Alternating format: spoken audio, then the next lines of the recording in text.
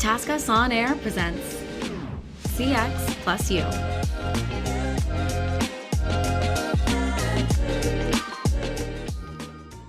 Hey everyone, thanks for tuning in to TaskUs On Air. I'm Jackie Leinberger, Director of FinTech. And I'm Kyle Bottagler, Vice President of FinTech, and welcome to CX+U. Today we are joined by our experts, Pragya Agarwal, Vice President of Risk Response, and Surekha Nagpal, Senior Director of the same team, the Risk and Response team. These two are the TaskUs resident experts when it comes to all things fraud and transaction monitoring. Today's episode 3, is Conspiracies and Compromise, How Criminals Bypass AML and KYC Processes. All right, Kyle, let's kick it off with the questions. All right, let's get with some hard-hitting questions right away. What are the various fraudulent practices that criminals employ to exploit weakness in AML and KYC processes? Pragya, this one is for you. Sure, thanks, Kyle. Hi, everyone, and let's talk about how fraudsters think. What are they up to? Their ways of working today, right? So we spoke about anti-money laundering. We spoke about KYC, how these processes are designed to, prevent money laundering, terrorist financing, and other financial crimes. But we all know bad actors always find their way around. They find a way to engage in a variety of fraudulent practices to achieve their goals, right? I'll talk about, what are some of the common tactics that these fraudsters are using today. And I'd like to, divide this into two parts. We'll talk about the traditional tactics or methods and the newer ones using the new age technology, platforms, and internet at large, right? So if I talk about some traditional tactics that these fraudsters were up to or still are up to, right, is, false documentation, where criminals, provide falsified or counterfeit identification documents like fake passports, driver's license, utility bills, etc., to create fake identities or to misinterpret their true identities. And linked to that is large identity theft, where they may steal personal information from other individuals and use it to open accounts or conduct transactions without, the knowledge of the information, without the knowledge of the individual whose information they've stolen. Another one that, is commonly used is creating shell companies, where they create these fake companies with the intent of making it seem legit, and where transactions are occurring where in reality they're moving illicit funds. Right. Then trade-based money laundering is another tactic that criminals have applied since many, many years now, where they're manipulating the pricing, the quantity, or the quality of goods in international trade transactions to move funds across borders while disguising the origin of those funds. Now, if I talk about, some newer tactics which they are up to is spoofing using, deepfakes. So deepfakes use machine learning to either generate a fake persona or impersonate an existing person using manipulated videos and photos of that person. So essentially, it's sophisticated or newer age identity theft that these fraudsters are up to. Online shopping fraud, a very, very new and common practice that fraudsters use all the time, where they're setting up fake online stores or listings, offering products and services that are never intended to deliver after receiving payment. I'm sure some of us or a lot of us have been subject to this, right? And there's nothing that we can do about it. But yes, that's a very, very common practice. Another big one is romance scams.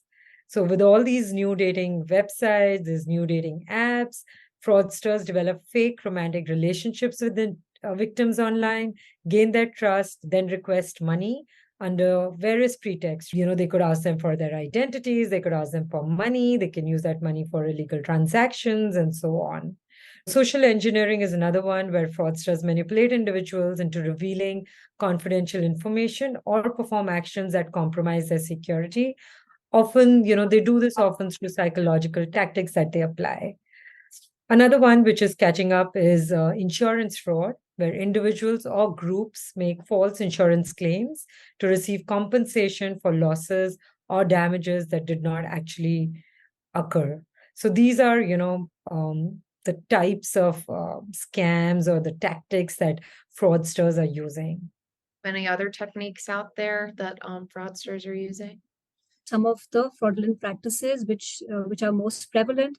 She's talked about identity theft, shell companies, trade-based money laundering, spoofing, online shopping fraud. These are some of the fraudulent practices that they use. Now, specifically talking about some of the techniques that they actually use to steal some of this data. And there are three main ones that I'd like to talk about here today. The first one really being phishing. And I think Pragya mentioned about it briefly. It's really, in a sort of a social engineering fraud in which what they're doing is an attacker is attempting to fraudulently acquire sensitive information from a victim by impersonating a trustworthy third party. So they pose as a trustworthy third party and try and extract information from a victim.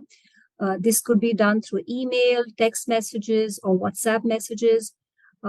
Since phishing messages are attractive for people, it's estimated that bad actors use them in up to 25% of ID theft. So phishing is one of the main techniques that they actually use. Now, coming to the other technique that they deploy in a lot of scenarios is hacking. Now, hacking is actually unauthorized access to systems or databases to obtain either personal or organizational classified information. Now, the main difference between phishing and hacking is the fact that phishing is a situation where the victim is falling prey in some way in which the offender tried to victimize the person. So they fell into a trap, really. However, hacking is basically unauthorized use of information. So this is unauthorized access, and this is largely one of the main causes of merchant data breaches that we see out there. Hackers then, once they have the information, can sell the stolen information or gain profit from this information directly. This information can also be sold by them on the dark web, and they can make a lot of money by selling this information out there. Another technique that we often hear of is skimming.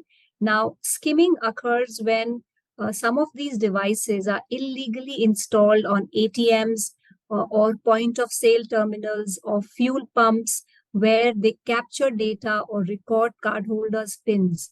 So they basically install a machine on top of the original machine, the actual machine, which is in some way capturing all the information, the card credentials, the PIN that you enter.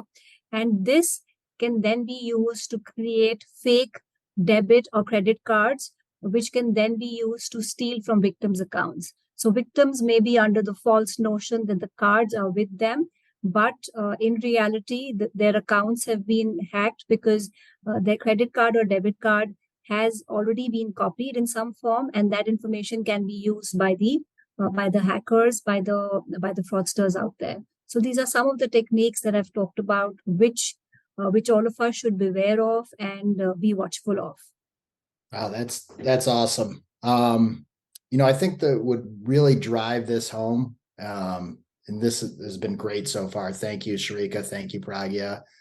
I think our listeners would really like to hear some real world examples of AML and KYC fraud. So, the regulators are out there keeping a close eye on any signs of, neglectful practices regarding KYC and AML policies. They're keeping an eye on fintechs, on financial institutions. But despite that, right, there are many, many such examples that we all know of, we read about, where, things have slipped through the cracks and huge fines have been charged, or it has led to many institutions closing down, right? And who's at loss? The customers at loss, right? Unfortunately. So a very popular example, which I think is not unknown to anyone, is a cryptocurrency exchange platform that rose rapidly after it was launched in 2019, right? However, it came crashing down in November 2022. It was one of these trading platforms where you could open an account on a digital trading platform, buy one coin and trade it for another one. Through that platform, you could also convert cryptocurrency into cash, right? So customers began opening accounts to trade, buy cryptocurrency, and top venture capitalists started investing as well. So by January 2022, I think the company was worth about 32 billion or so. However, all this came to an end in November 2022. What first appeared to be some accounting glitches or oversights turned out to be major fraud. and billions of dollars were lost by customers and investors as well. So upon a lot of scrutiny, digging, and investigation, it was discovered that, customer funds went into accounts controlled by a third-party research company, which was into cryptocurrency trading, and it was headquartered in third location altogether. So after this revelation, things began to unravel, and it was kind of concluded that it was mishandling of customer funds and failure to follow regulations was a primary cause here. So customers were kept in the dark, their funds were being used for illicit activities, regulations are not being followed, and nothing was reported as well. So it just goes on to show and emphasize on the importance of following regulations and reporting correctly. So AML and KYC policies, needless to be said, need to be followed to the T, and transactions need to be absolutely transparent for the customer. So yeah, again, I can't stress enough on, how important it is to follow KYC policies, abide by the regulations, and of course, ensure that you have a very, very tight CIP program in place. Excellent. Well, I want to thank you, Pragya, and thank you, Surekha, for joining the show today. And thank you so much to all of our listeners for tuning in to this episode of CX+U. If you enjoyed this episode, follow us on Spotify to catch the next one. You can also discover more about TaskUs by visiting our website at www.taskus.com. And please follow us on our social media channels, LinkedIn, Twitter, Facebook, and Instagram. Till then, this is Jackie Lineberger and Kyle Baudeglaire saying have a ridiculously good day.